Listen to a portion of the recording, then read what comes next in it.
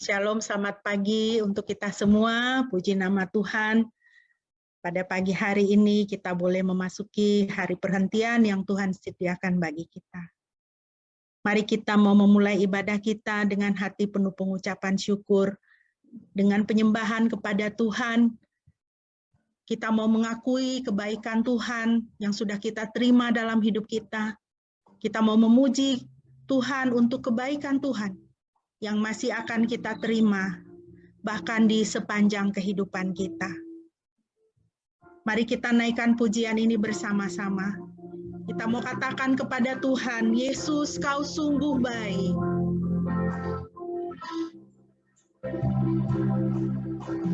Yesus, Kau sungguh baik.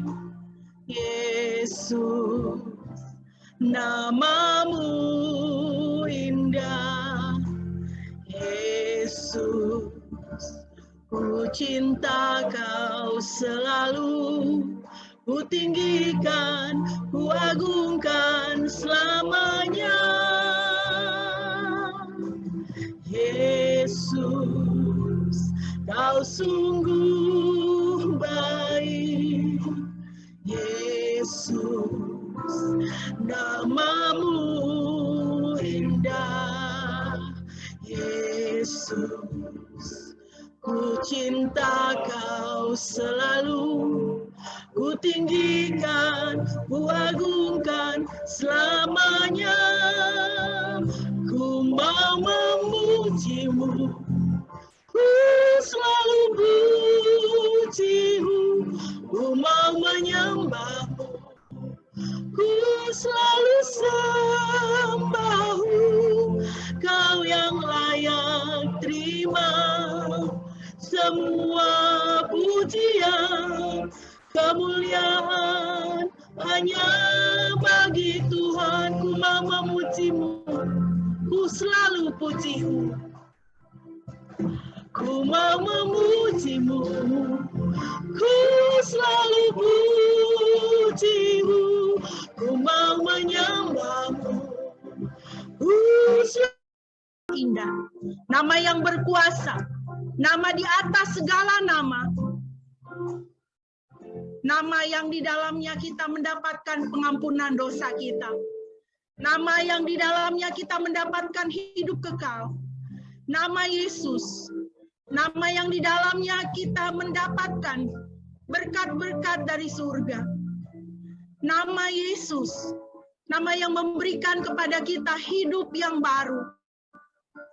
Nama Yesus yang membuat kita boleh memanggil Tuhan pencipta semesta alam ini dengan Bapa.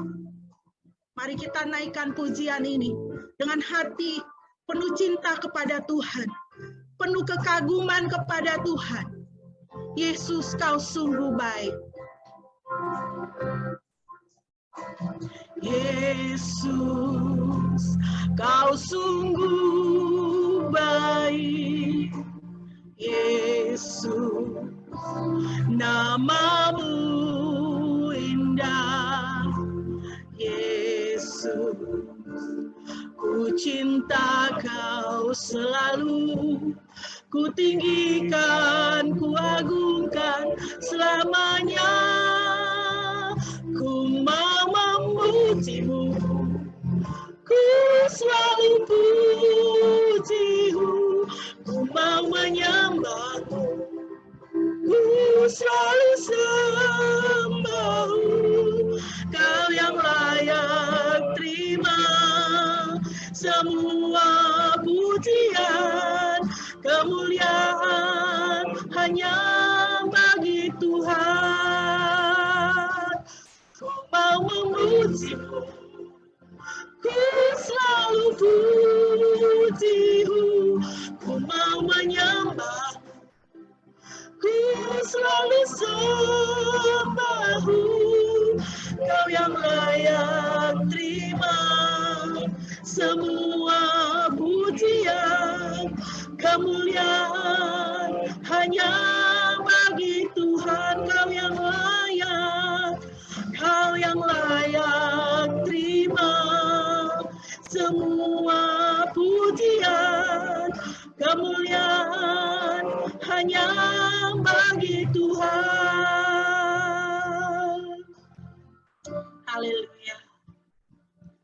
Mari Bapak Ibu kita menghabiskan ibadah kita pada pagi hari. Ibadah kita pada pagi hari ini hanya boleh jadi di dalam nama Tuhan Tritunggal yang kudus, Bapa, Putra, dan Roh Kudus. Kasih karunia-Nya menyertai kita sekalian. Haleluya.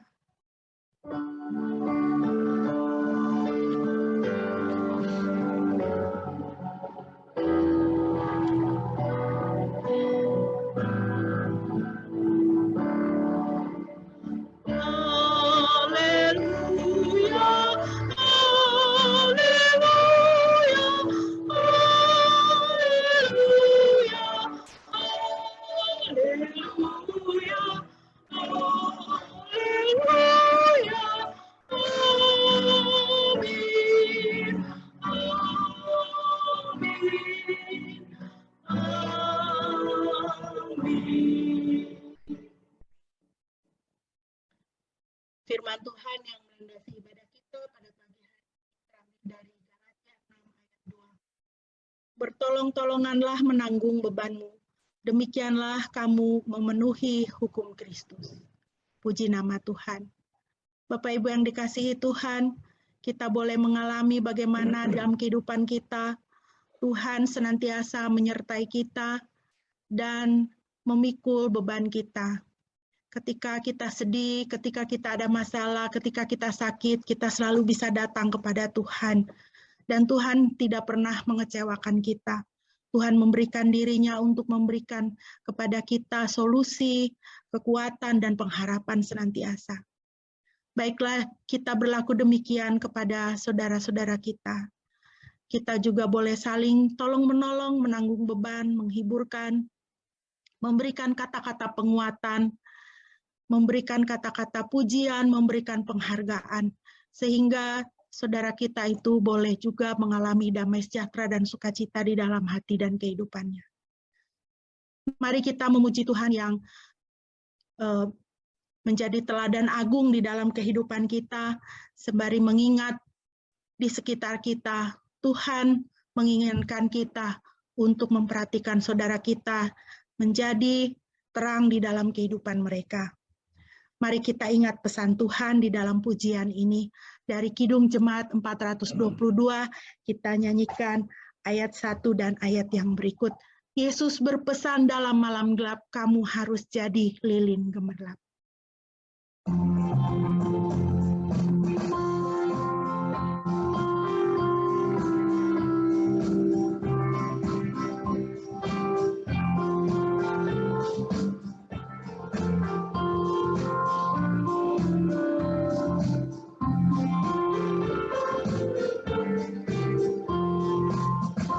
Berpesan dalam malam gelap, kamu harus jadi lilin gemerlap. Anak masing-masing di sekitarnya, dalam dunia ini bersinar.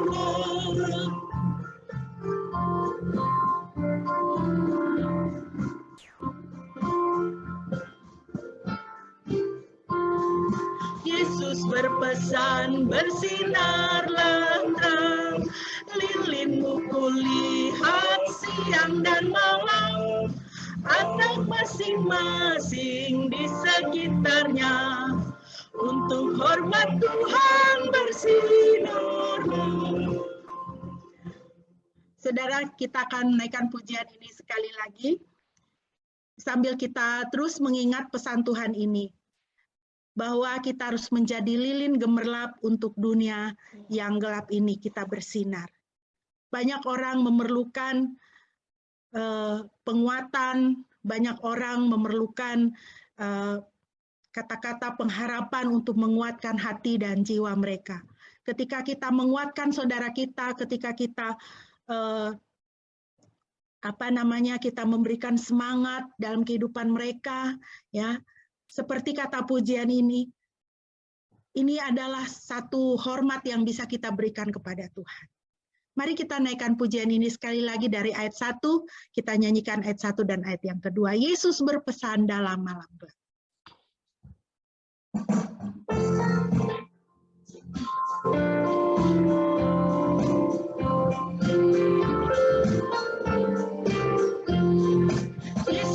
berpesan dalam malam gelap, kamu harus jadi lilin gemerlap, anak masing-masing di sekitarnya, dalam dunia ini bersinarlah. Amin.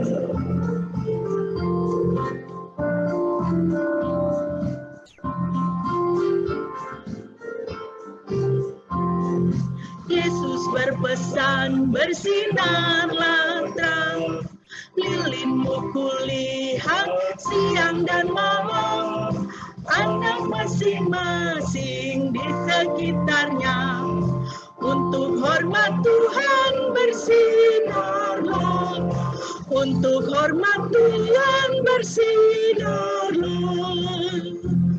Amin. Mari Bapak Ibu kita akan bermazmur bersama dari Mazmur 108 ayat 2 sampai dengan ayatnya yang ke-6. Mazmur 108 ayat 2 sampai dengan ayat yang ke-6. Saya akan membacakan bagi kita. Mari kita bersama memuji Tuhan. Hatiku siap ya Elohim, aku akan bernyanyi dan bermazmur bahkan dengan kemuliaanku. Bangunlah, hai kecapi dan harpa, aku akan membangunkan fajar. Aku akan menyanjung engkau di antara suku bangsa ya Yahweh. Dan aku akan menaikkan mazmur kepadamu di antara bangsa-bangsa. Sebab kebaikanmu besar mengatasi langit dan kesetiaanmu di awan-awan. Tinggikan dirimu ya Elohim, mengatasi langit, kemuliaanmu mengatasi seluruh bumi. Puji nama Tuhan. Sebab kebaikanmu besar mengatasi langit dan kesetiaanmu ke awan-awan. Saudara, kasih setia Tuhan kita akui begitu luar biasa dalam kehidupan kita. Biarlah orang lain juga boleh melihat kebaikan kita, kasih setia di dalam kehidupan kita ketika kita berelasi dengan sesama kita. Demikian kita boleh menjadi lilin yang terang di dalam kehidupan mereka dan memuliakan nama Tuhan. Mari kita akan mempersiapkan diri untuk merenungkan firman Tuhan. Kita kembali menaikkan pujian ini dari Kidung Jemaat 422 ayat yang ketiga, dan kita juga akan menyanyikan versi bahasa Inggrisnya sebelum kita akan lebih jauh lagi mau merenungkan firman Tuhan. Yesus berpesan.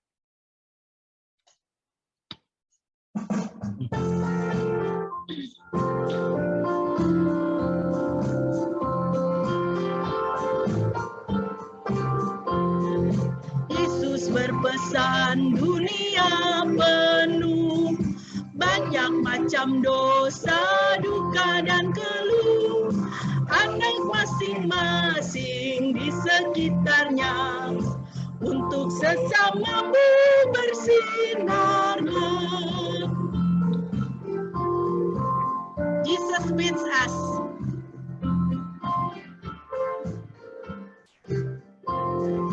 Jesus bids us shine then for all around. Many kinds of darkness in the world above, sin and want and sorrow, so we must shine. You in your small corner and I in mine. You in your small corner and I in mine. Pembacaan dan perenungan firman Tuhan akan dilayani.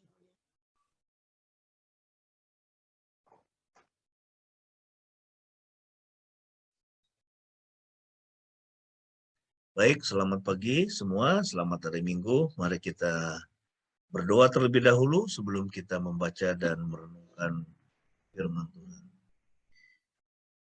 Bapa yang baik, kami bersyukur hari ini kami boleh ada sebagaimana kami ada. Dan boleh memasuki hari Sabat, hari perhentian yang Tuhan sudah sediakan bagi setiap kami. Biarlah hari ini kami tidak hanya dapat merestorasi tubuh fisik kami setelah bekerja selama 6 hari, tapi secara khusus kembali boleh merestorasi jiwa dan roh kami untuk kembali disegarkan dengan firman-Mu, sehingga hidup kami lebih terarah lagi kepada Tuhan, dan hidup kami semakin mengasihi Tuhan. Kami serahkan waktu ini ke dalam tangan-Mu ya Bapa, di dalam nama Tuhan Yesus Kristus kami berdoa. Amin. Ya, shalom semua. Pagi ini kita akan membahas satu topik ya mengenai roh penuduh ya. Ini satu topik yang merupakan bagian dari pelajaran inner healing, dan kita akan melihat apa itu roh penuduh dengan ini segala indikasinya ya, apakah di dalam diri kita ini ada roh penuduh atau tidak. Efesus 5 ayat 15 sampai 16 ya, saya akan bacakan untuk kita. Di dalam bagian ini firman Tuhan berkata begini, karena itu perhatikanlah dengan seksama bagaimana kamu hidup. Janganlah seperti orang bebal, tetapi seperti orang arif. Dan pergunakanlah waktu yang ada, karena hari-hari ini adalah jahat. Ya, ini nasihat dari Rasul Paulus kepada jemaat di Efesus, ya, yang mengingatkan mereka supaya memperhatikan ya dengan seksama cara hidup mereka, ya, agar mereka tidak hidup seperti orang bebal, ya, seperti orang yang tidak tahu aturan, ya, tidak memperhatikan firman Tuhan, ya, tetapi sebagai orang yang arif, ya, orang yang bijaksana. Ya, kemudian mereka diingatkan, pergunakanlah waktu yang ada, karena itu dia katakan karena hari-hari ini adalah jahat. Ya, kita hidup di tengah-tengah dunia ya yang jahat, ya, oleh karena apa? Karena dosa. Juga dunia yang jahat, dunia yang rusak. Oleh karena apa? Oleh karena alam ini yang sudah semakin rusak. Ya, kalau kita mengikuti berita-berita di seluruh dunia sekarang, ya, mengerikan. Ya, banjir di Australia yang sedemikian mengerikan, kemudian di Pakistan, ya, sampai ratusan orang mati. Ya, kemarin di Nigeria juga, ya, itu sangat banyak orang yang mati dan ratusan ribu bahkan jutaan orang menjadi pengungsi. Ya, ini adalah hari-hari yang sulit ya bagi umat manusia, dan ada banyak kabar-kabar yang mungkin membuat orang menjadi khawatir. Ya, nah, tapi firman Tuhan itu mengingatkan kita supaya kita mempergunakan waktu yang Tuhan sediakan dengan sebaik mungkin, ya, semaksimal mungkin, karena hari-hari di mana kita hidup ini adalah hari-hari yang jahat. Kemudian di dalam Matius 12 ayat 36 sampai 37, ya, ini adalah perkataan dari Tuhan Yesus. Ya, yang berkata, ya, aku berkata kepadamu, kata Yesus, ya, setiap kata sia-sia yang diucapkan orang harus dipertanggungjawabkannya pada hari penghakiman. Karena menurut ucapanmu engkau akan dibenarkan, dan menurut ucapanmu pula engkau akan dihukum. Ya, Tuhan Yesus mengingatkan kita supaya kita berhati-hati dengan apa yang kita katakan. Ya. Apalagi kalau itu adalah kata-kata yang sia-sia. Ya, kata-kata sia-sia ini bisa juga kata-kata yang jahat. Ya, misalnya apa? Misalnya kita memfitnah orang lain, ya, mengucapkan hal-hal yang tidak benar tentang orang lain, ya, mengatakan orang lain melakukan ini padahal dia tidak melakukan itu. Ya, Tuhan Yesus mengatakan setiap kata sia-sia yang diucapkan oleh seseorang harus dipertanggungjawabkannya pada hari penghakiman. Ya, setiap kita ini, semua kata-kata kita, ya, kalau itu kata sia-sia, kata-kata yang jahat, kata-kata yang tidak menjadi berkat, malah membuat orang lain tersandung, ya, kita harus pertanggungjawabkan itu pada hari penghakiman. Ya, bahkan lebih jauh lagi Tuhan Yesus mengatakan, menurut ucapanmu, ya, menurut ucapanmu engkau akan dibenarkan.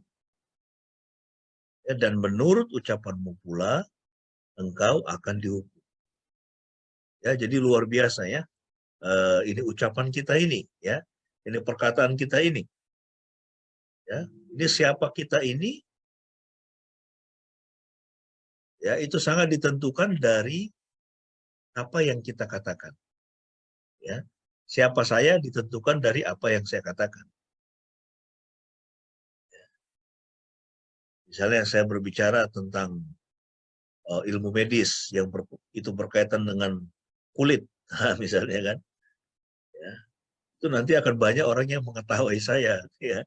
Itu kenapa? Karena saya ini bukan ahli kulit, ya. Tapi kalau yang bicara itu Dokter Sandra, wah itu pasti akan orang percaya, ya, karena dia seorang spesialis kulit, ya. Atau misalnya saya coba berbicara tentang teknologi misalnya, ya, yang berkaitan dengan apa itu? Kalau Dokter Gabriel itu ilmunya apa? Itu tentang penginderaan jauh, ya. Itu penginderaan jarak jauh, ya kan. Nanti orang akan ketawain saya gitu, ya. Itu kenapa? Karena itu bukan bidang saya. Tapi kalau Dokter Gabriel, Dokter Adri yang bicara, itu orang itu akan percaya. Nah, jadi itu siapa saya ditentukan dari apa yang saya katakan, ya. Dan Yesus mengatakan, menurut ucapanmu engkau akan dibenarkan. Menurut ucapanmu pula engkau akan dihukum. Ya, jadi siapa saya ditentukan dari apa yang saya katakan, ya.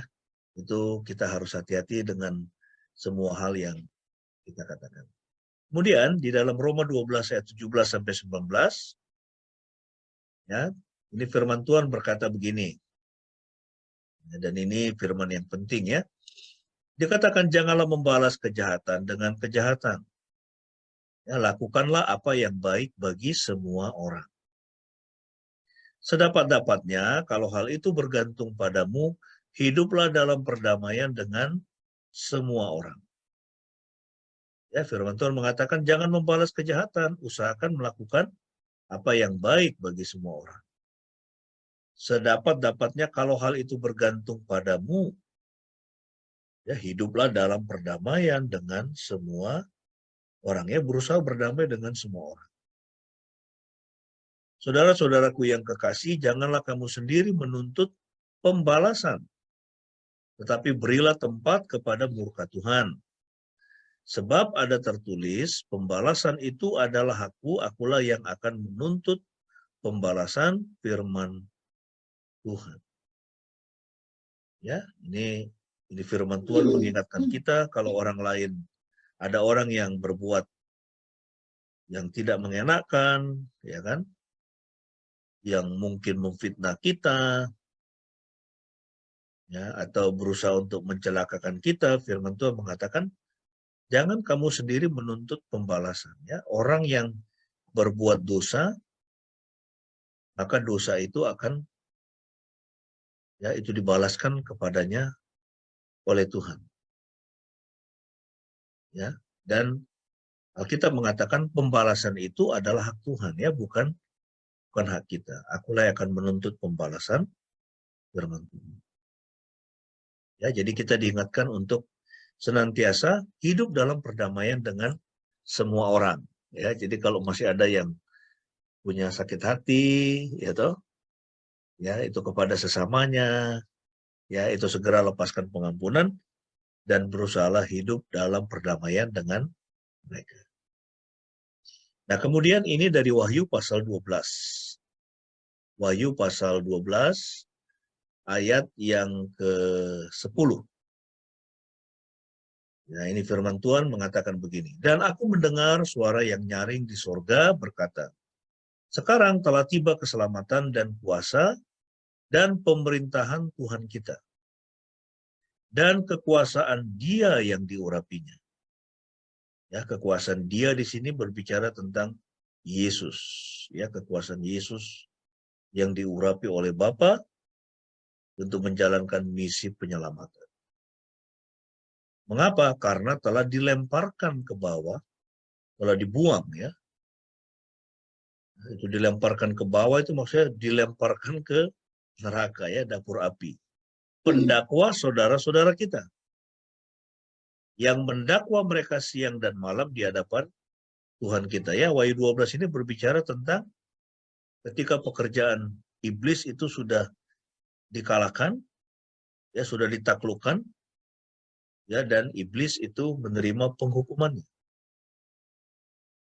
Ya, hanya dikatakan di sini karena telah dilemparkan ke bawah pendakwa saudara-saudara kita yang mendakwa mereka siang dan malam di hadapan Tuhan kita ya. Ini berbicara tentang iblis ya, iblis sebagai pendakwa. Ya, pendakwa saudara-saudara kita juga adalah pendakwa kita juga. Ya. Atau penuduh. Ya, dia adalah penuduh. Jadi setan itu adalah pendakwa ya. Dia adalah pendakwa kita dan saudara-saudara kita. Dia adalah pendakwa manusia. Ya, itu berdasarkan Wahyu 12 ayat 10, iblis itu dia kerjanya mendakwa. Tuhan, ini si Sen ini orangnya nggak benar. Nah, misalnya. Tuhan, ini Kora ini dia melakukan ini, melakukan itu kemarin. Ya, jadi setan itu dia tidak mau ngomong yang baik-baik tentang kita di hadapan Tuhan. Ya, buktinya apa? Ya, Anda masih ingat kisah Ayub kan? Ya, toh, kisah Ayub ya. Jadi Tuhan itu kan muji-muji Ayub toh. Waktu setan diizinkan ya, iblis diizinkan untuk dia bisa datang ke langit yang ketiga ya. Itu tempat tahta Tuhan ya. Jadi kalau kita lihat ya, ini di bawah atmosfer ini itu adalah langit yang pertama di mana kita tinggal.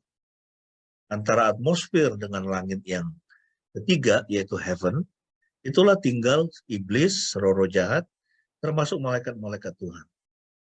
Kemudian Tuhan tinggal di langit yang ketiga, itu adalah surga. Nah, jadi Tuhan izinkan iblis ini untuk naik ke langit yang ketiga, lalu kemudian Tuhan bilang kepadanya, iblis, kau lihat nggak itu si Ayub? Dia seorang yang saleh, dia seorang yang takut akan aku. Lalu setan kemudian dia bilang apa? Ya tentu saja dia takut akan engkau. Soalnya hidupnya kau berkati, hartanya banyak. Ya, kau berikan dia itu anak-anak yang cantik-cantik, yang tampan-tampan. Ya, istrinya juga baik. Nah, tapi coba engkau itu menimpakan itu kesialan ya. Misalnya kau ambil semua yang ada padanya, pasti dia akan mengutuki engkau. Jadi si setan ini dia mendakwa, dia menuduh bahwa Ayub ini dia melakukan yang baik karena Tuhan memberkati dia. Tapi kalau Tuhan tidak memberkati dia, misalnya dia hidupnya miskin, maka kerjanya pasti akan mengutuki Tuhan. Ya, jadi dengan kata lain, setan ini, ya, dia mengatakan bahwa sebetulnya Ayub ini tidak memiliki karakter yang baik. Nah, itulah pekerjaannya dia di hadapan Tuhan siang dan malam. Menuduh kita dan saudara-saudara kita, mengatakan bahwa kita ini bukan orang baik. Kita ini bukan orang yang beriman. Ya, kita ini bukan orang yang takut akan Tuhan. Ya. Kita ini bisa seperti ini, mau beribadah seperti ini ya karena Tuhan ya itu sudah memberkati kita. Tapi kalau enggak, maka kita pasti tidak akan beribadah kepada Tuhan. Ya, kita tidak akan beriman kepada Tuhan. Ya, nah jadi itulah pekerjaan dari si setan. Dia itu menuduh, ya, dia itu mendakwa. Ya. Dia tidak senang kalau kita ini berbahagia. Dia tidak senang kalau kita ini memiliki hubungan yang baik dengan Tuhan.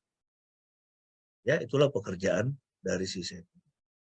Ya, sehingga kalau kita melihat di dalam Alkitab, dimulai dari Kejadian sampai kitab Wahyu ya, di situ kita lihat bahwa setan itu dia punya dua misi. Yang pertama, dia punya misi yaitu mengontrol dan melatih orang berdosa untuk memperluas kerajaannya. Ya, setan ini dan roh jahat ini kan adalah makhluk rohani. Ya, mereka bukan makhluk secara fisikal ya yang memiliki tubuh fisik seperti kita manusia. Dia ingin memperluas kerajaannya di dalam bumi ini, ya, di bumi ini yang Tuhan ciptakan sebagai ya sebuah dunia yang bersifat fisikal. Ya, bisa dipegang, ya bisa dilihat dengan indera fisik kita. Ya, itu bisa diraba dan sebagainya. Nah, dia ingin memperluas kerajaannya, dia ingin menguasai dunia ini supaya apa? Supaya manusia yang ada di dalam dunia ini mengikuti kehendaknya. Ya, makanya dia mengontrol. Ya, dia berusaha mengendalikan, dia melatih orang-orang berdosa. Ya, misalnya apa? Dia melatih orang-orang yang memiliki dosa seperti siapa misalnya? Hitler. Ya, Hitler itu dia punya kebencian yang luar biasa kepada orang-orang Yahudi. Ya, ada roh kebencian, ada roh kepahitan. Ya, itu kalau kita melihat dalam sejarah kelihatannya itu terkait dengan ya bahwa saya lupa kalau nggak salah neneknya itu ya bekerja pada orang Yahudi, kemudian neneknya itu hamil, lalu melahirkan ayahnya si Hitler. Ayahnya lahir ke dalam dunia ini tanpa mengetahui siapa bapaknya, ya, dia menjadi pemabuk, suka memukuli Hitler dan juga ibunya, ya. Jadi seperti itulah didikan Hitler pada masa kecilnya dia, ayah pemabuk, ibu yang sering dipukuli oleh ayahnya, kemudian apa? Dia ada kebencian kepada orang Yahudi, apalagi dia melihat orang-orang Yahudi itu biasanya kaya. Ya, mereka menguasai ekonomi di Eropa pada waktu itu. Ya, sehingga dia berpikir bahwa akar masalah dalam dunia ini adalah oleh karena orang-orang Yahudi yang serakah. Lalu kemudian dia mendirikan partai Nazi, dan ketika dia mendapatkan kekuasaan, dia menggunakan kekuasaan itu untuk membantai 6 juta orang Yahudi dan menciptakan terjadinya perang dunia yang kedua. Ya, itu Hitler. Ya, jadi ada roh kepahitan di dalam dirinya, ada roh penolakan di dalam dirinya, dan ketika dia memiliki kekuasaan, dia menggunakan itu untuk apa? Ya, untuk ya membunuh. Ya, dia ingin memperluaskan kerajaan Jerman, ya dalam tanda kutip pada waktu itu, tapi sebetulnya dia sedang memperluas kerajaan kejahatan, ya kerajaannya si setan, karena dia dikontrol oleh setan. Yang kita khawatirkan ini kejadiannya juga ini pada si Putin ini. Kita tidak tahu ini sampai kapan ini perang Rusia-Ukraina ini akan berlangsung. Ya, tapi kalau kita mempelajari historinya Putin ini, ya memang apa? Ya, itu ada keinginan itu kan untuk apa? Mengembalikan Uni Soviet, mengembalikan kejayaan Rusia, ya kan? Bahkan termasuk gereja di Rusia itu menganut paham the Russian world, dunia Rusia. Ya, kita ini adalah itu pemegang ya dari itu warisan surgawi ya, kira-kira begitu. Ya, dunia Rusia, sehingga kita ini sebagai dunia Rusia termasuk gereja Rusia, ya kita ini sudah ditentukan oleh Tuhan untuk menguasai ya bangsa-bangsa lain. Ya, itu ideologi gereja. Ya.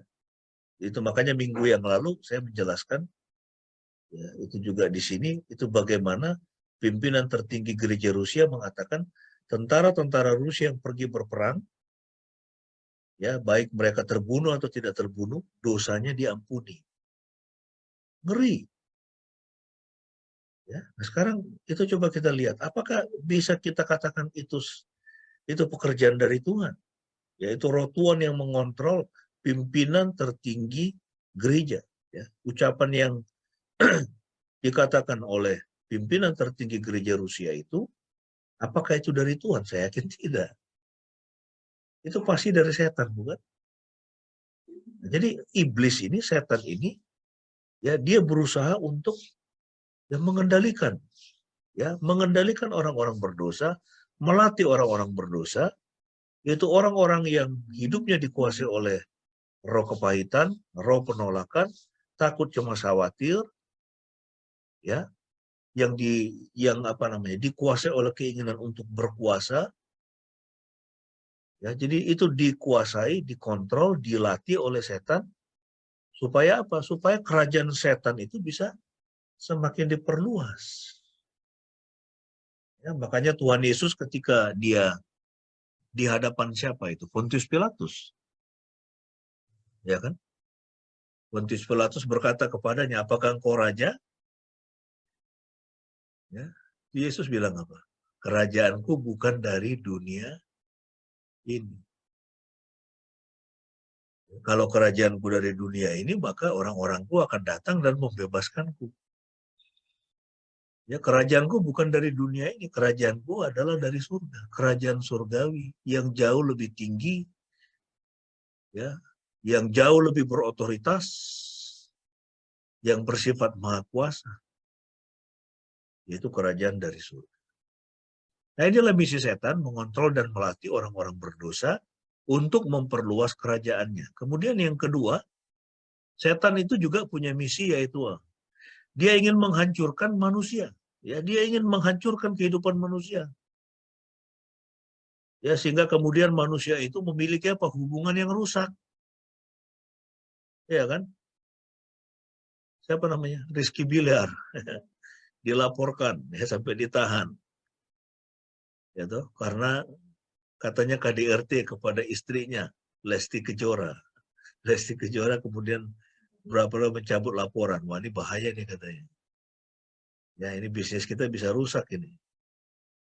Gara-gara kasus ini. Hubungan yang rusak. Hubungan suami istri tidak harmonis.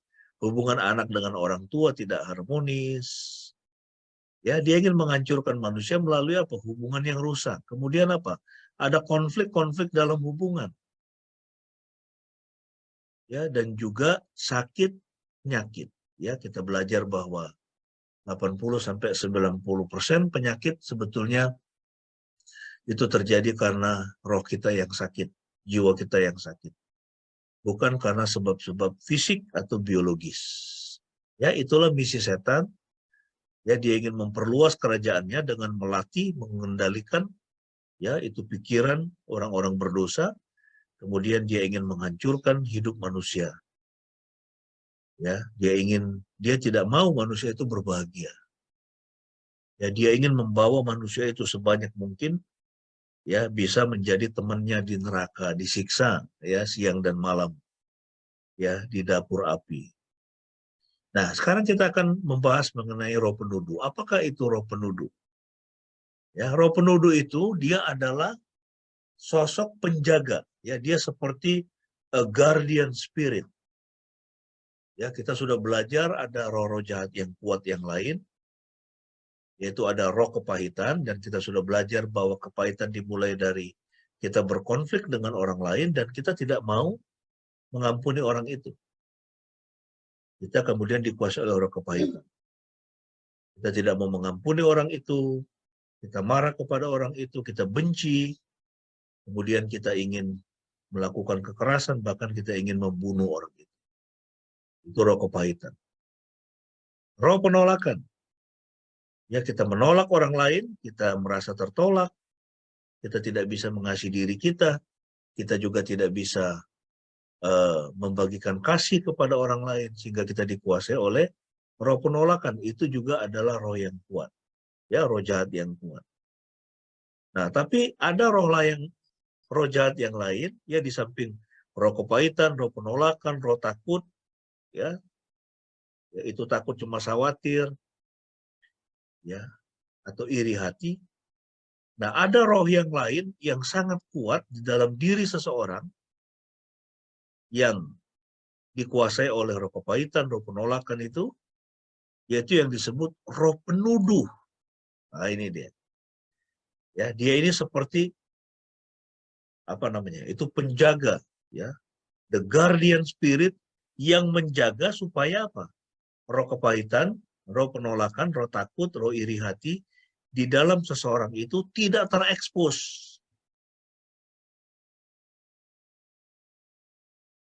Makanya itu ada yang jaga.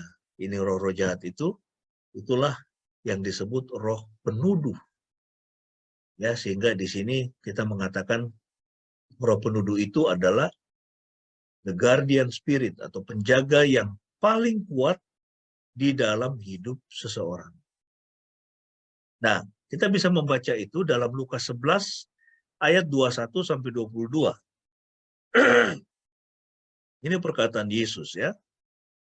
Apabila seseorang yang kuat dan yang lengkap bersenjata menjaga rumahnya sendiri, maka amanlah segala miliknya.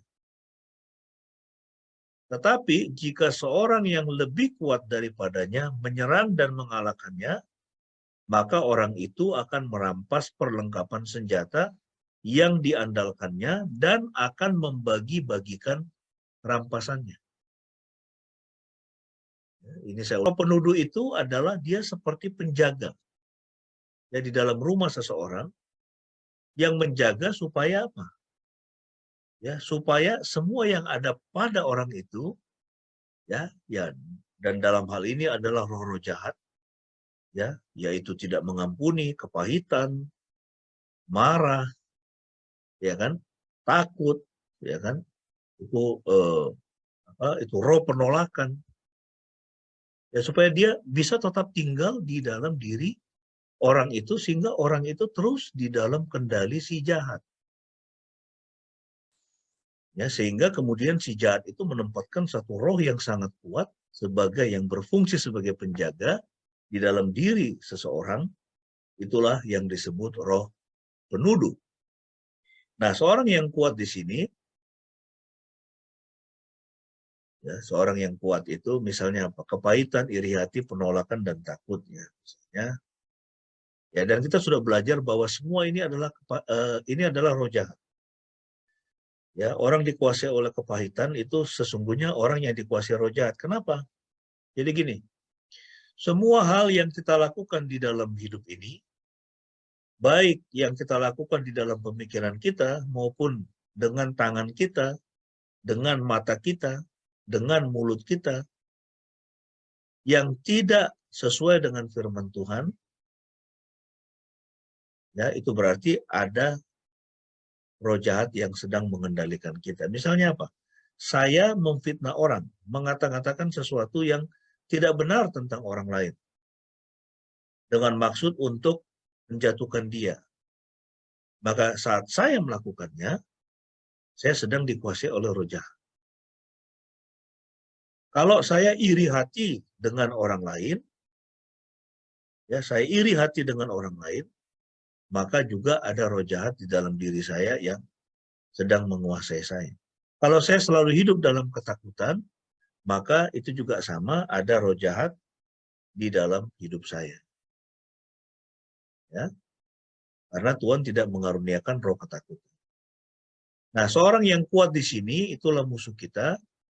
Rumahnya orang yang ia tinggali. Nah, perlengkapan senjata, ya, jadi perlengkapan senjata di dalam diri orang itu, itulah roh penuduh yang melindungi orang yang kuat di rumahnya dan yang menyebabkan kehancuran. Ya, jadi seorang yang kuat di situ itu tadi adalah apa? Ada kepahitan, ada penolakan, ada iri hati. Ya, kemudian rumahnya orang yang ia tinggali, perlengkapan senjata itulah roh penuduh yang melindungi orang yang kuat di rumahnya dan yang menyebabkan kehancuran. Nah, sekarang kita akan membahas apakah tuduhan itu. Ya, jadi tuduhan.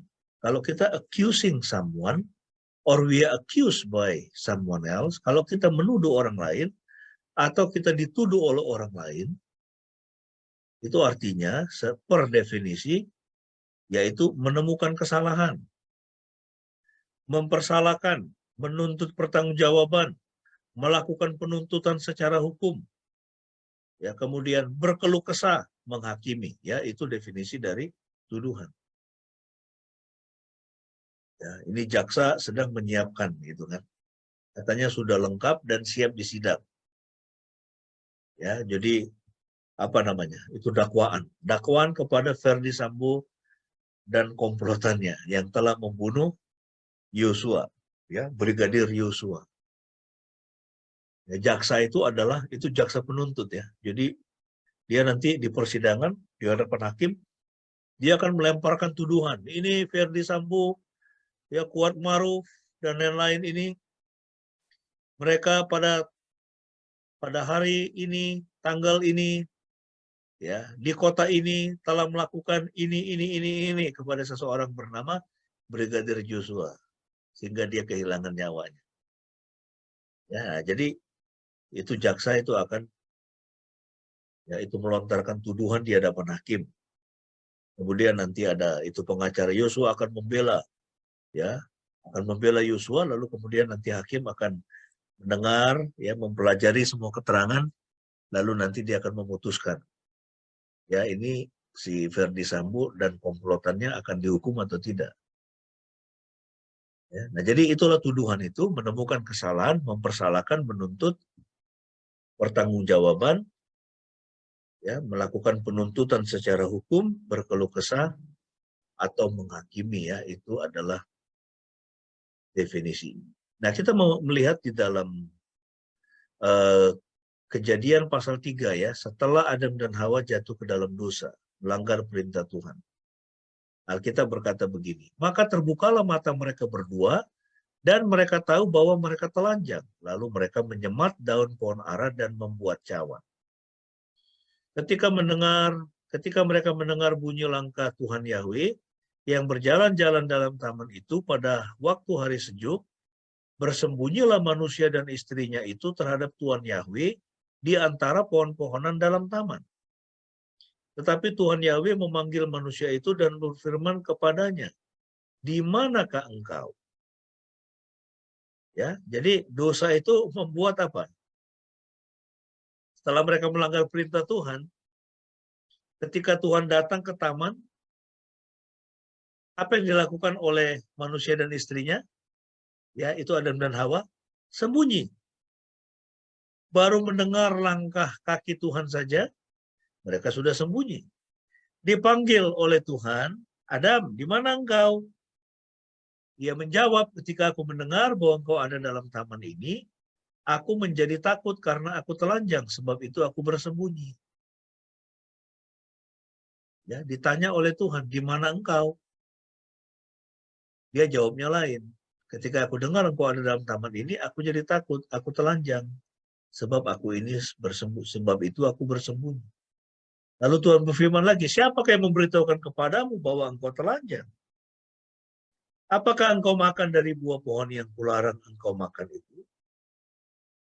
Ya, Tuhan tanya dua pertanyaan. Siapa yang ngasih tahu kalau engkau telanjang? Yang kedua, apakah engkau sudah makan dari buah pohon yang kularang engkau makan itu? Jawabannya apa? Manusia itu menjawab, perempuan yang kau tempatkan di sisiku, dialah yang memberi dari buah pohon itu kepadaku, maka ku makan. Tuhan tanya A, tidak menjawab pertanyaan berkaitan dengan A, tapi Adam justru dia menjawab yang lain. Ya, dia memberikan keterangan yang Tuhan tidak minta. Ya, perempuan yang kau tempatkan di sisiku. Adam menuduh Hawa.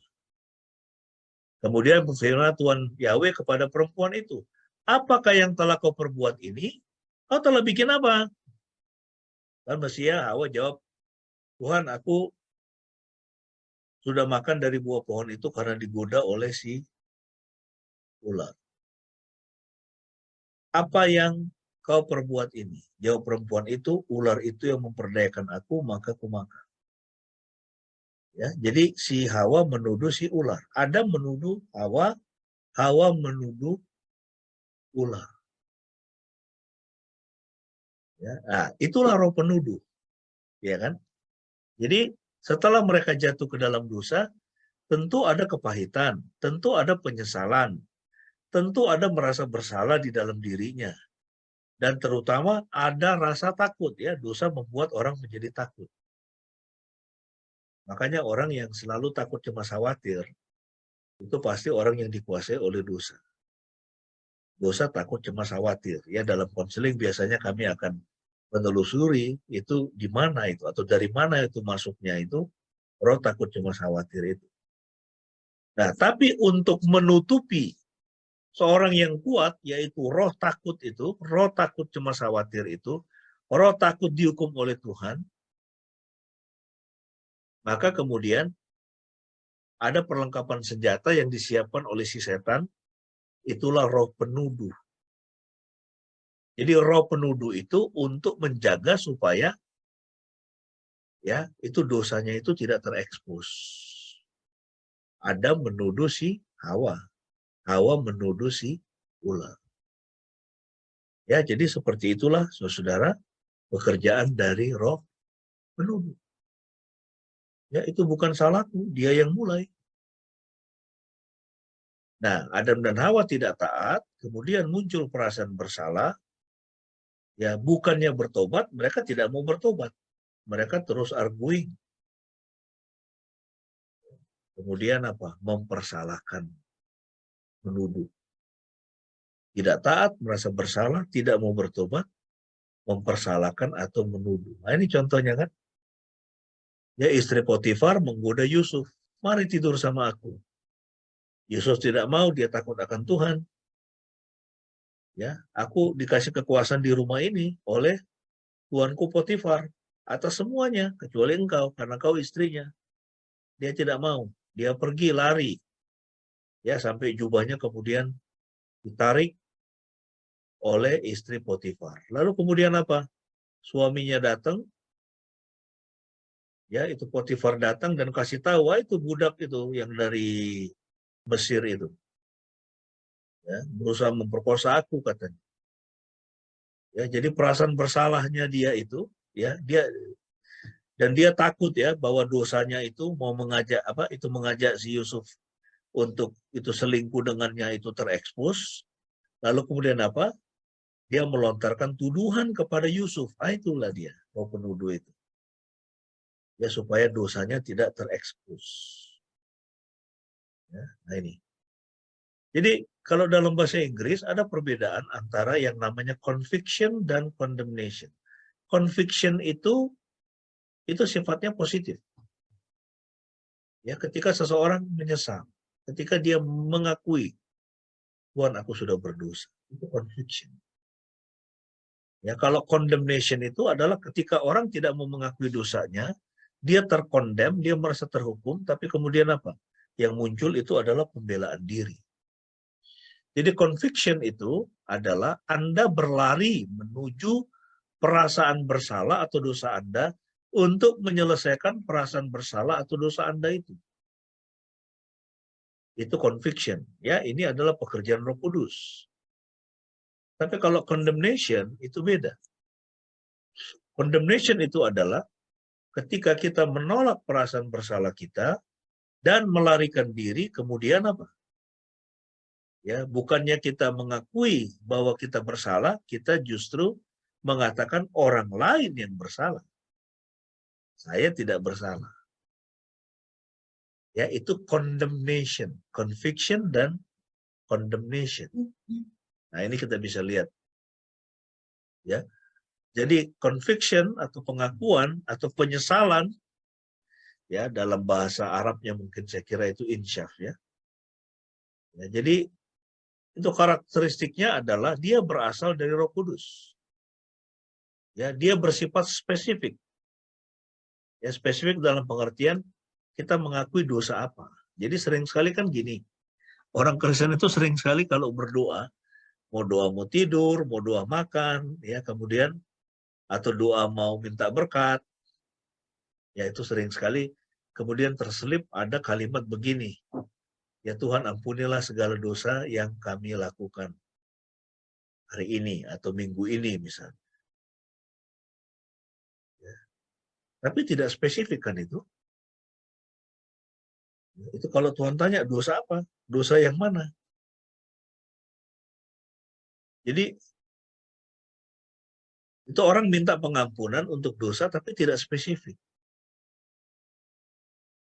Ya, itu adalah doa yang salah ya. Itu cara berdoa yang salah. Harus spesifik. Kamu bikin dosa apa? Bisa jadi kamu 1 minggu ini sebetulnya kamu tidak melakukan dosa. Ya kan? Nah, lalu kemudian ciri khas yang lain membawa harapan dan cara untuk mengatasinya.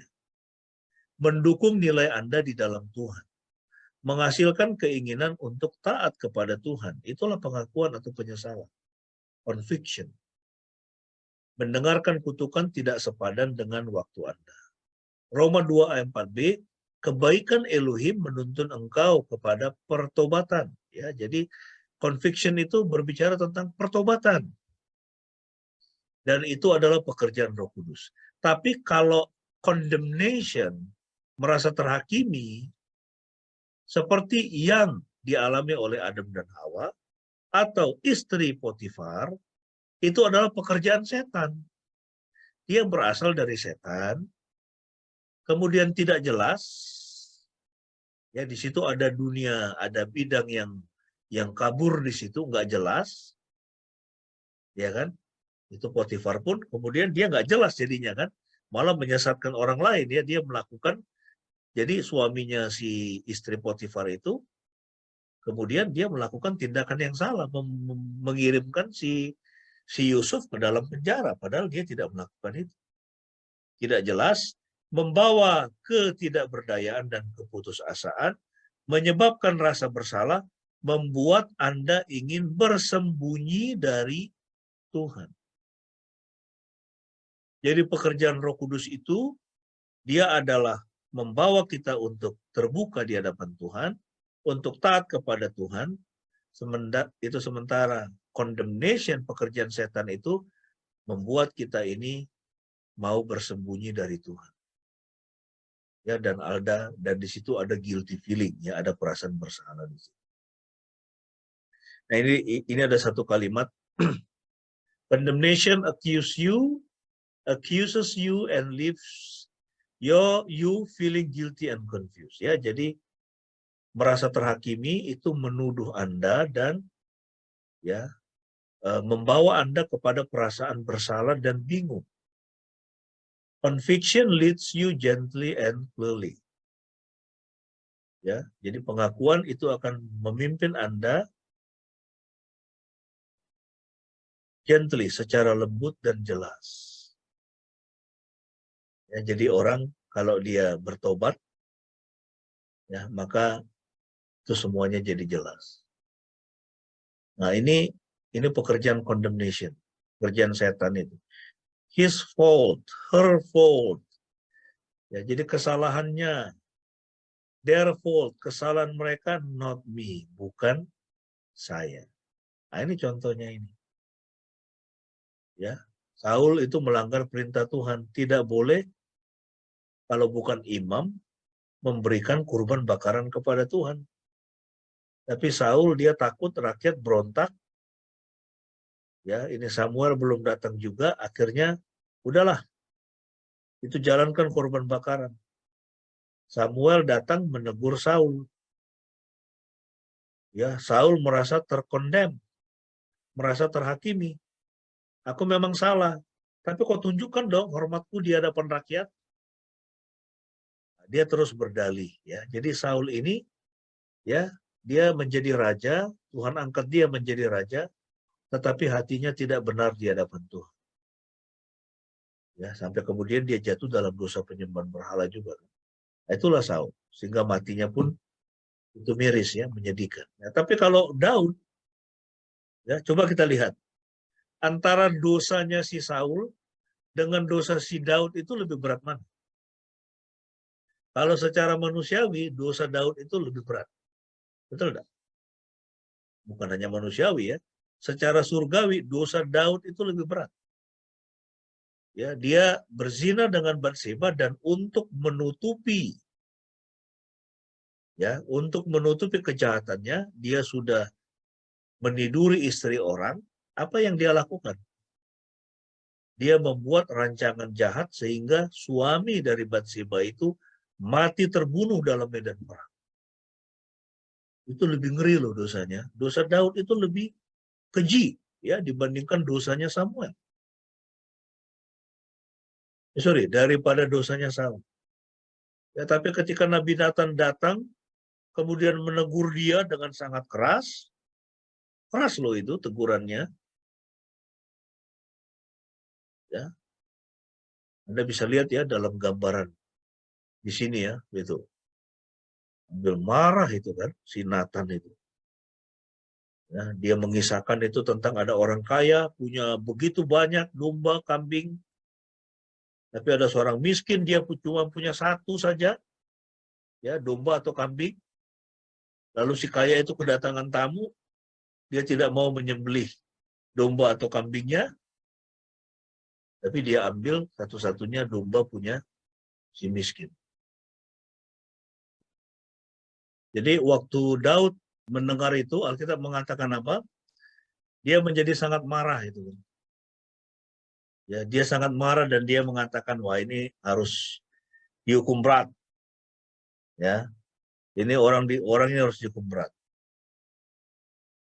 Tapi kemudian itu Nathan dia bilang apa? Engkaulah orangnya itu. Lalu dijelaskan panjang lebar oleh si Nathan dosanya Daud. Lalu Daud dia bilang apa? Dia tidak seperti si Saul ya. Dia coba berkelit, dia dikuasai roh penuduh, kemudian coba berdalih dan sebagainya. Dia hanya mengatakan, aku sudah berdosa kepada Tuhan. Lalu kemudian dia mengenakan kain kabung, dia menaruh abu di atas kepalanya, dia benar-benar menyesal.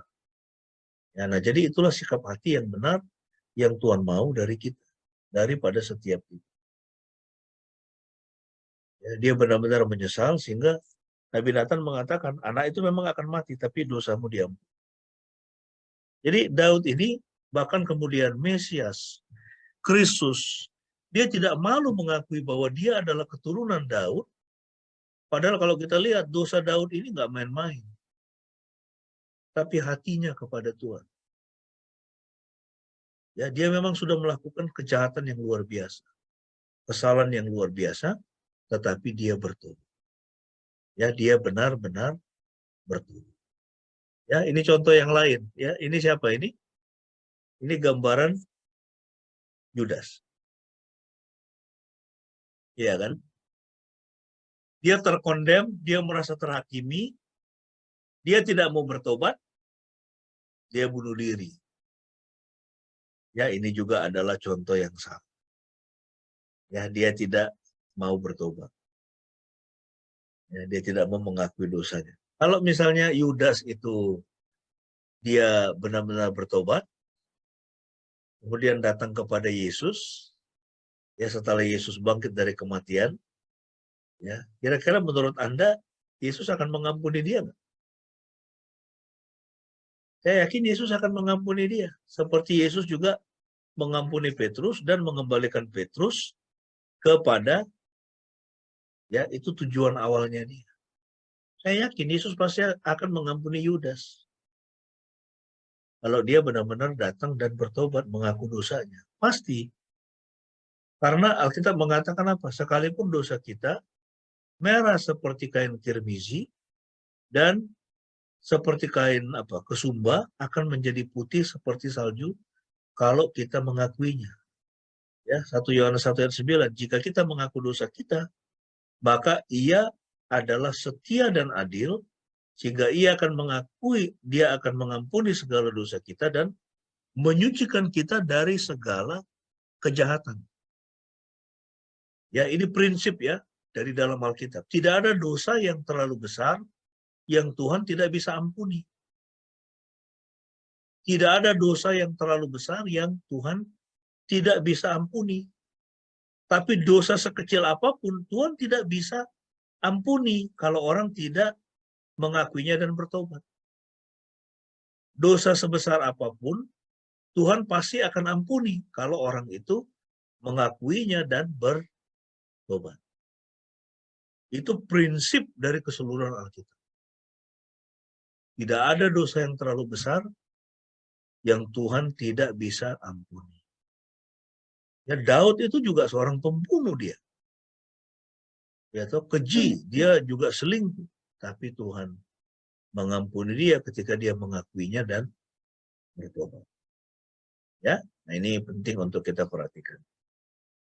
Ya, Roma 8 ayat 1, demikianlah sekarang tidak ada penghukuman bagi mereka yang ada di dalam Kristus Yesus.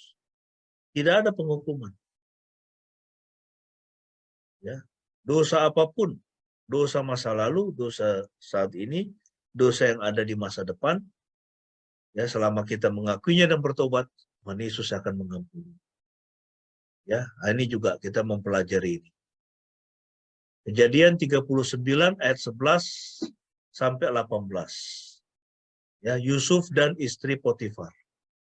Karena istri Potifar merasa bersalah, maka ia pun menuduh Yusuf.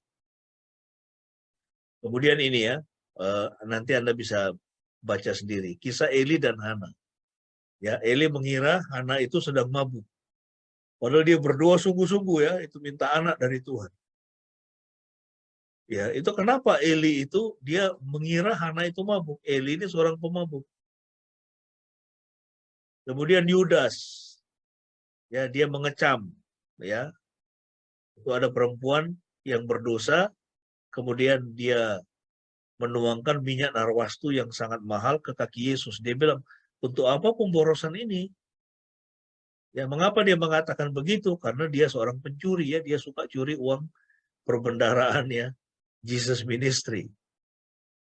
Ya, lalu kemudian kita melihat juga kisah Yesus dan orang Farisi. Ya, orang Farisi banyak sekali mereka menuduh Yesus. Ya, menjelek-jelekkan Yesus.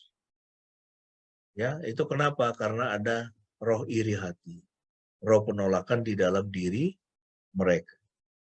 Ya, itu yang terjadi, saudara. Mengapa kita menuduh orang lain? Yang pertama, karena kita kurang memiliki pemahaman. Kita tidak mengenal kebenaran. Hosea 4 ayat 6. Alkitab mengatakan, umatku binasa karena mereka tidak mengenal aku, kata Tuhan. Dan mereka menjadi tidak mengenal Tuhan karena imam-imam, ya hamba-hamba Tuhan tidak mengajar firman Tuhan dengan benar. Kemudian adanya apa? Pengajaran yang salah. Ya kan, seperti sekarang ini ada begitu banyak ajaran-ajaran sesat, teologi yang sesat, ya yang tanpa disadari itu sudah merusak iman jemaat. Ya, teologi kemakmuran misalnya, teologi kesehatan misalnya. Ikut Yesus pasti sehat, ikut Yesus pasti kaya, sehingga kemudian ada orang sakit, di konseling dibilang, kamu ini dosa apa? Ya tidak semua sakit penyakit itu karena dosa. Tidak semua penderitaan itu karena dosa. Kadang-kadang Tuhan izinkan penderitaan itu adalah untuk dia sedang mentraining kita, dia sedang melatih kita. Ya, supaya kita menjadi orang yang kuat, menjadi orang yang sabar. Ya kan? Musa itu 40 tahun menjadi gembala kambing domba di padang gurun. Ya toh, 40 tahun sebelumnya dia menjadi apa? Pangeran. Ya, 40 tahun menjadi gembala kambing domba, hidup di dalam kesederhanaan yang sesederhananya, tapi itulah momen Tuhan sedang persiapkan dia untuk apa? 40 tahun berikutnya. Menjadi nabi Tuhan, membawa Israel keluar dari padang, keluar dari Mesir menuju itu tanah Kanaan, dan 40 tahun Tuhan bicara kepadanya di padang gurun. Menurunkan hukum Musa, hukum Taurat. Ya 10 hukum seperti yang kita kenal sekarang. Yang mempengaruhi seluruh hukum di dunia sampai saat ini. Itu dari Musa. Ya, tapi 80 tahun dia mengalami kesulitan dalam hidup. Ya, nah jadi ini teologi kita juga harus benar supaya ya itu tindakan-tindakan kita juga menjadi benar. Yang kedua, karena apa? Tidak taat.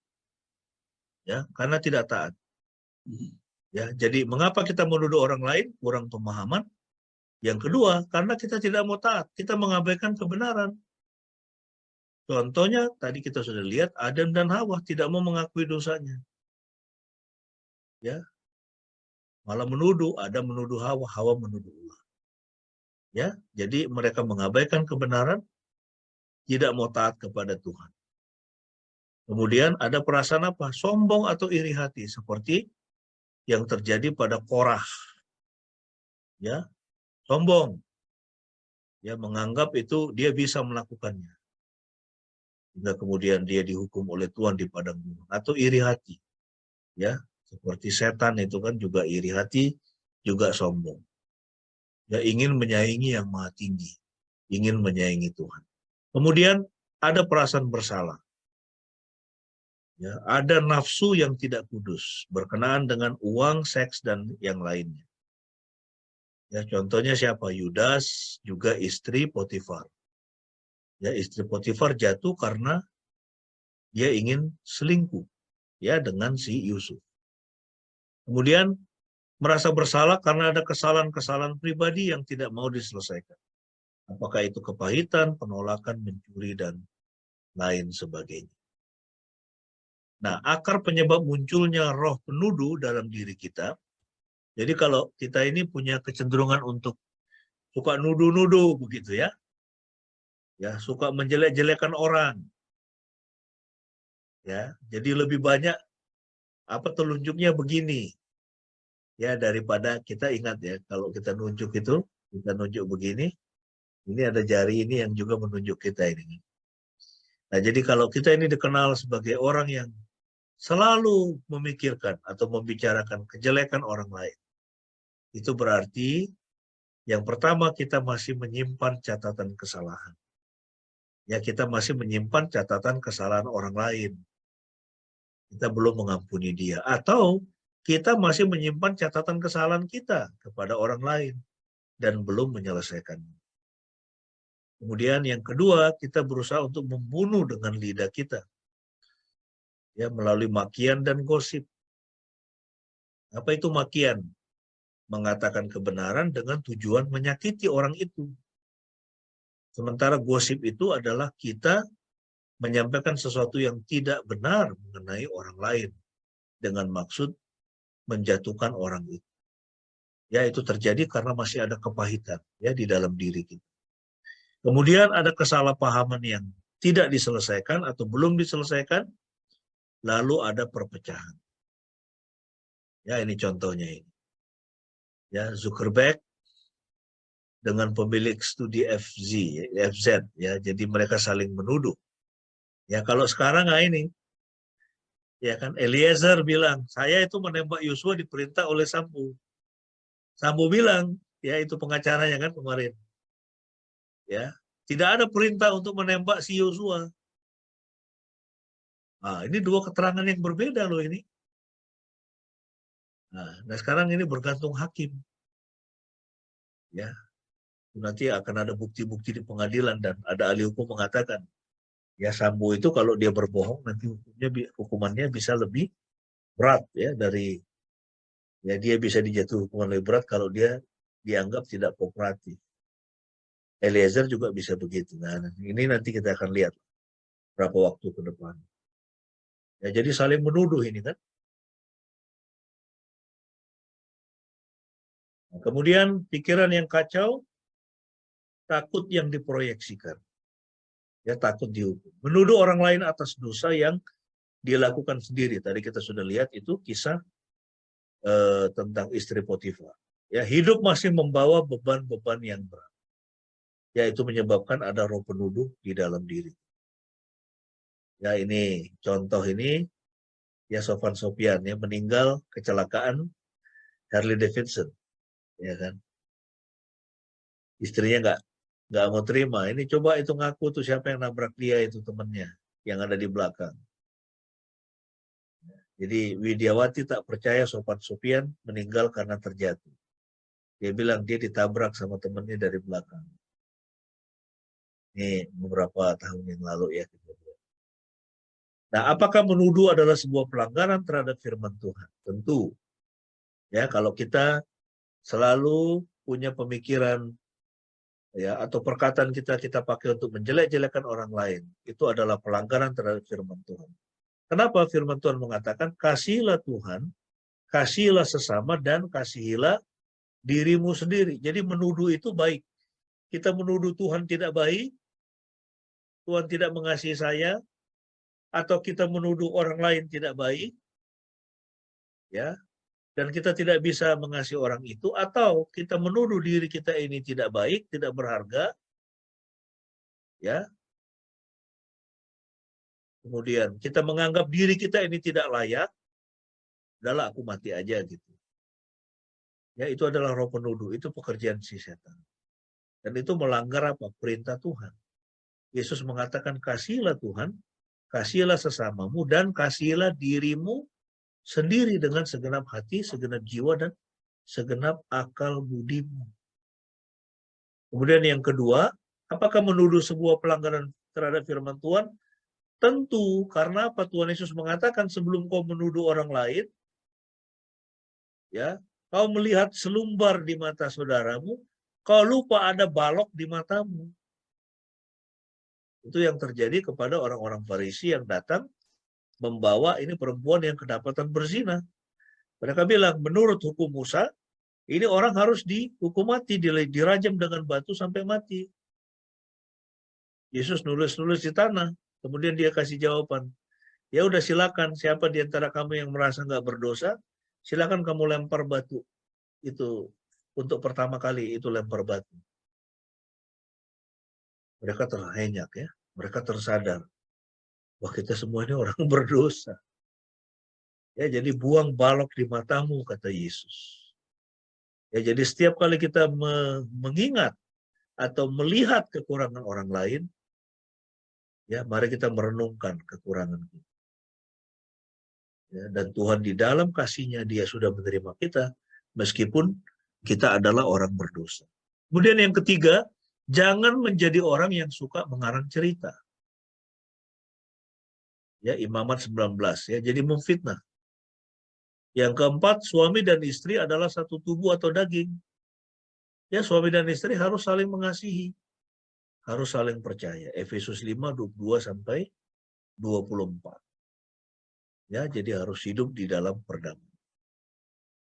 Lalu yang kelima, Yakobus 4, 11 sampai 12, firman Tuhan mengajarkan kepada kita tidak mengatakan yang jahat satu sama lain. Amsal 18 ayat 13, menghakimi, ya, jangan menghakimi dengan menggunakan informasi sepihak. Itu hati-hati loh. Ya, saya kadang-kadang ya itu bertemu dengan orang lalu menceritakan kejelekan orang lain atau dalam konseling misalnya. Saya tidak mau menggunakan informasi yang saya terima dari suaminya untuk menjelekkan istrinya. Kalau hanya dari suaminya saja atau dari istrinya saja untuk menjelekkan suaminya, pasti dua-duanya ada salah di situ. Jadi setiap kali kita melihat kejelekan orang lain atau kesalahan orang lain kepada kita, kita juga perlu untuk merenungkan apa kontribusi saya sehingga terjadi kesalahan itu. Sehingga orang lain melakukan kesalahan itu, kelihatannya mungkin ada itu kontribusi dari saya selama ini mungkin ya itu tidak cukup memperhatikan dia atau tidak mengasihi dia atau tidak bersikap nice kepada dia, mungkin bisa karena itu atau karena sebab lainnya. Ya, nah jadi kita mesti hati-hati di situ. Lalu yang ketujuh, berusahalah hidup damai dengan semua orang. Ibrani 12, 14 sampai 15. Ya, berusaha hidup damai dengan semua orang. Yang kedelapan, pengudusan. Ya, kita perlu senantiasa hidup di dalam pengudusan. Apa yang membuat tuduhan menjadi sebuah dosa?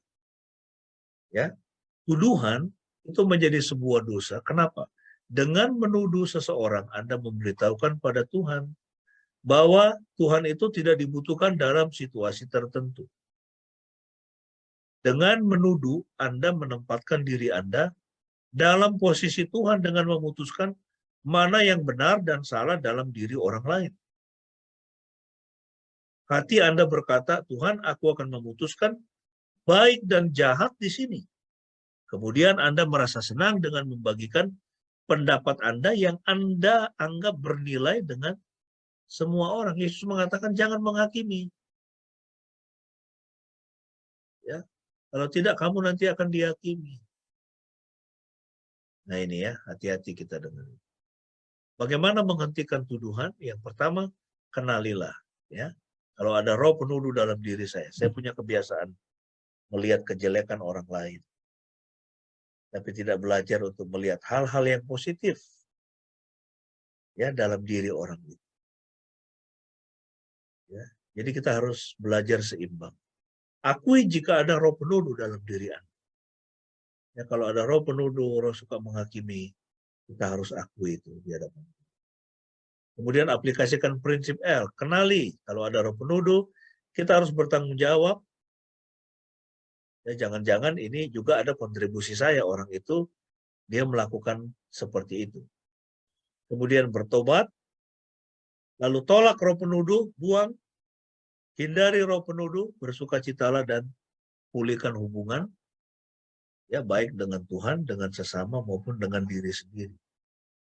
Ya, saya pernah bertemu dengan orang yang punya roh penuduh yang sangat kuat sekali kepada siapa? Kepada Tuhan. Ya, toh? Ya, barangkali kita pun pernah begitu atau sedang dikuasai roh penuduh kepada Tuhan. Kita anggap bahwa kesulitan dalam hidup kita ini, masalah dalam hidup kita ini karena Tuhan. Ya, Alkitab mengatakan Tuhan itu Bapa segala terang, padanya tidak ada perubahan. Dia hanya tahu memberkati. Ya, itu sama seperti saya sebagai orang tua, Cora dan Seth, saya hanya punya pemikiran ingin apa? Mereka mendapatkan yang terbaik dalam hidup mereka, bukan yang jahat. Seperti itu juga Tuhan. Ya, jadi kalau ada di antara kita di sini yang suka nyala-nyalain Tuhan, menuduh Tuhan itu tidak baik, kita harus bertobat.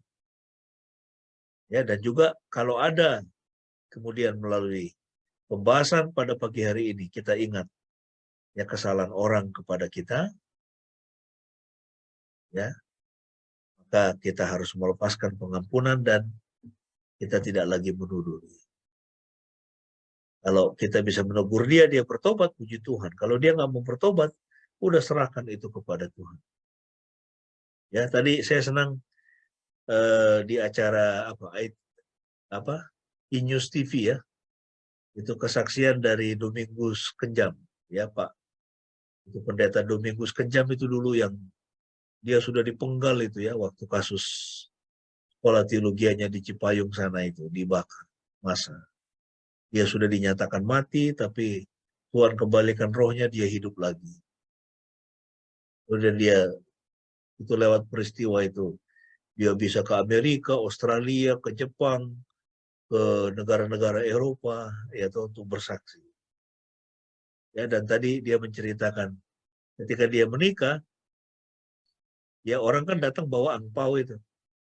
Rupanya ada orang yang mungkin penerima tamu atau siapa tadi saya lupa itu, uang itu dikantongin semua, dibawa kabur. Dia cuma kebagian 400.000. Dan tadi dia bilang, dalam mungkin orang itu sudah, Pak itu memang sedang itu sedang punya masalah keuangan, udah kita relakan saja. Dia bilang kepada istrinya. Dan Tuhan tetap berkati dia. Ya, jadi lepaskan pengampunan. Meskipun itu kesalahan orang lain. Kita lepaskan pengampunan supaya kita bisa tetap bersukacita dan percaya bahwa Tuhan akan memberkati kita dan senantiasa memberkati kita dengan caranya dia. Alkitab mengatakan, bukan dari barat atau dari timur datangnya peninggian. Tuhan itu hakim yang adil. Dia berkati yang satu dan dia rendahkan yang lain. Respon yang benar terhadap roh penuduh, ucapkan syukur, ampuni mereka yang menyerang Anda. Kalau itu karena dosa Anda, akui dosa-dosa Anda. Berseru kepada Tuhan, bicarakan dengan orang yang bersangkutan pada saat yang tepat. Kiranya firman Tuhan memberkati kita semua. Mari kita tunduk kepala dan berdoa. Tuhan, terima kasih pagi ini kami boleh belajar mengenai roh penuduh. salah satu roh yang kuat, roh jahat yang disiapkan oleh setan, supaya kesalahan-kesalahan dan dosa-dosa kami tidak terekspos. Dan roh penuduh ini membuat kami sulit untuk mengakui dosa dan sulit untuk bertobat kepada Tuhan akan dosa-dosa.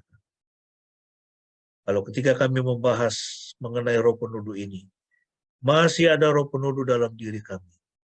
Kami suka menuduh orang lain, menyala-nyalakan orang lain, menjelek-jelekan orang lain. Tidak mau belajar menerima kelemahan kekurangan orang lain. Ya Tuhan, ampuni kami. Kalau roh penuduh ini membuat kami tidak bisa menjalani hidup kami di dalam damai sejahtera-Mu.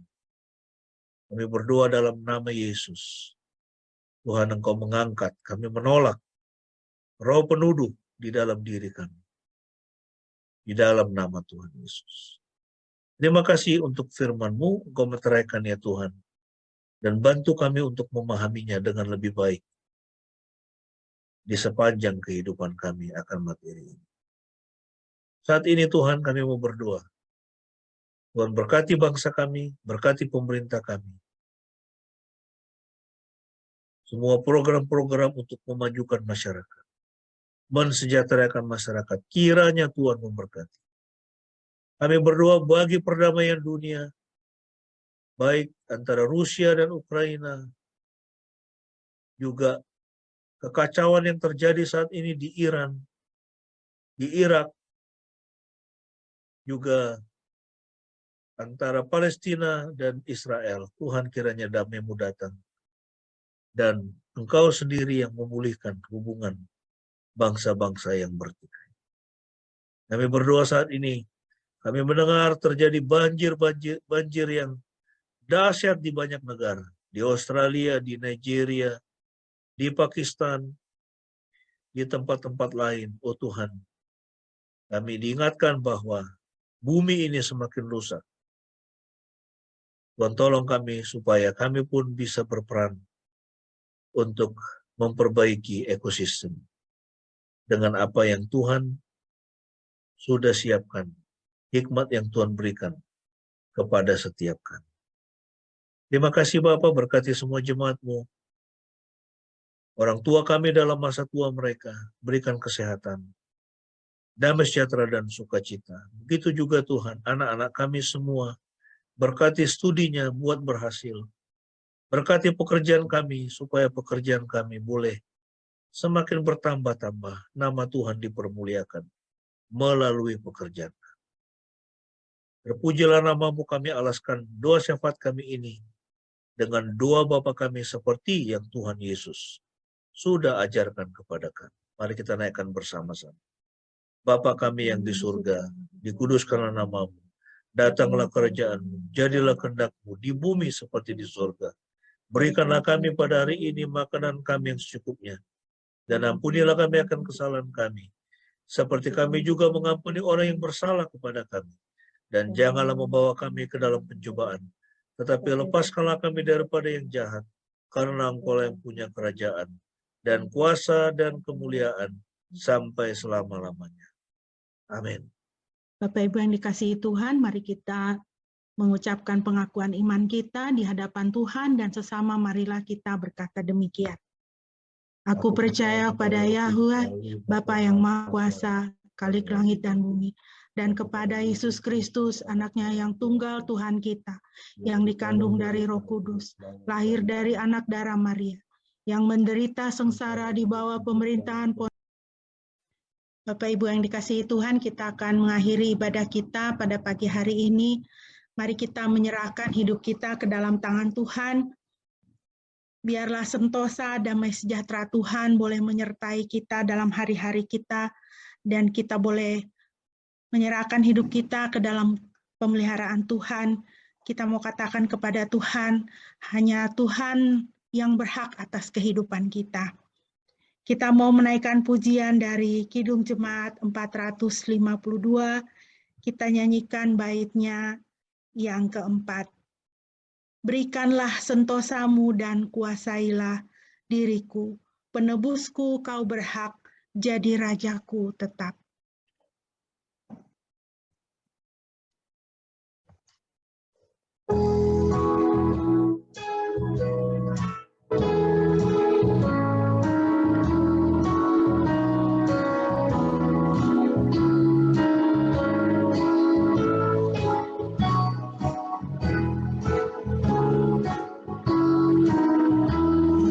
Berikanlah sentosamu dan kuasai diriku. Penebusku, kau berhak jadi rajaku tetap. Biar oleh kasih-Mu bersemangat langkahku, Kau pembimbing dan teman hingga akhir yang terang. Bapak Ibu yang dikasihi Tuhan, biarlah kita senantiasa dibimbing oleh Tuhan dalam hidup kita. Terimalah berkat Tuhan. Yahweh memberkati engkau dan memelihara engkau. Yahweh membuat wajahnya bersinar atasmu dan bermurah hati kepadamu. Yahweh menghadapkan wajahnya kepadamu dan memberi engkau damai sejahtera.